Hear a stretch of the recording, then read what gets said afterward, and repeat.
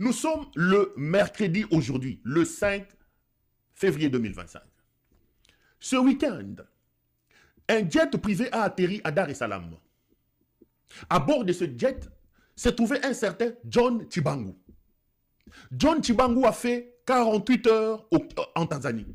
Alors que, pendant que moi je vivais encore en Tanzanie il y a 2 ans, John Chibangu a été encore arrêté en Tanzanie. Il a été repoussé jusqu'à la frontière de Tunduma et les Tanzaniens avaient émis un avertissement que Chibangu ne peut plus rentrer dans leur pays. Mais je vous annonce que ce week-end et en début de semaine, M. Shingishangu Wangiyu, John Chibangu, les bandits que Tshisekedi utilise pour aller enlever les gens en Zambie, les fameux généraux Chibangu étaient en Tanzanie. Mes caméras sont formelles.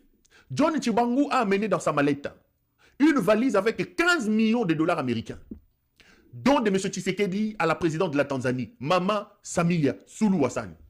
John Chibangu est arrivé en jet privé avec 15 millions de dollars, dont de Félix Tshisekedi pour soutenir la campagne électorale de la présidente de la Tanzanie. Et vous le savez peut-être, la Tanzanie doit organiser des élections et Félix Tshisekedi avait promis d'apporter une contribution importante na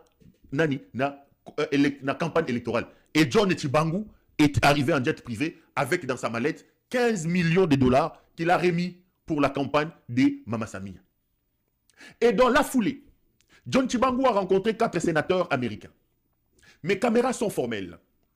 John Chibangu, non seulement qu'il avait de l'argent, mais il est venu avec des mallettes, des documents signés pour attester auprès de ces sénateurs qui aident Tshisekedi dans le cadre de son lobbying où il vend le pays à Donald Trump. Parce que vous savez aujourd'hui, Tshisekedi promet à l'administration Trump toutes les matières précieuses de la République démocratique du Congo.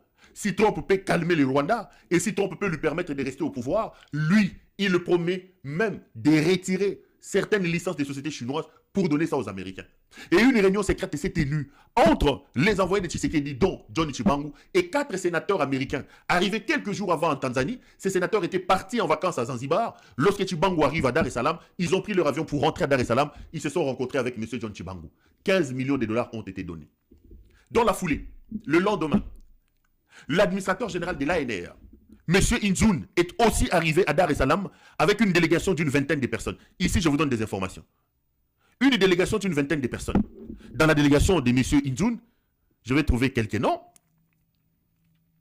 Il y avait notamment M. Niembo. Inzoun est l'administrateur général de l'ANR, donc l'AG de l'ANR. Il a voyagé avec le chef du département extérieur, un certain Niembo. Lui qui est donc chef du département extérieur de l'ANR. Et ils ont organisé une rencontre avec les services des renseignements tanzaniens. Ils veulent neutraliser Kabila avec des coûts de billets d'argent. Inzoun a amené une liste des personnes attraquées en Tanzanie. Mes caméras renseignent qu'on est en train notamment de chercher au niveau de la Tanzanie un certain Katangé connu sous le nom de l'honorable Kaozi.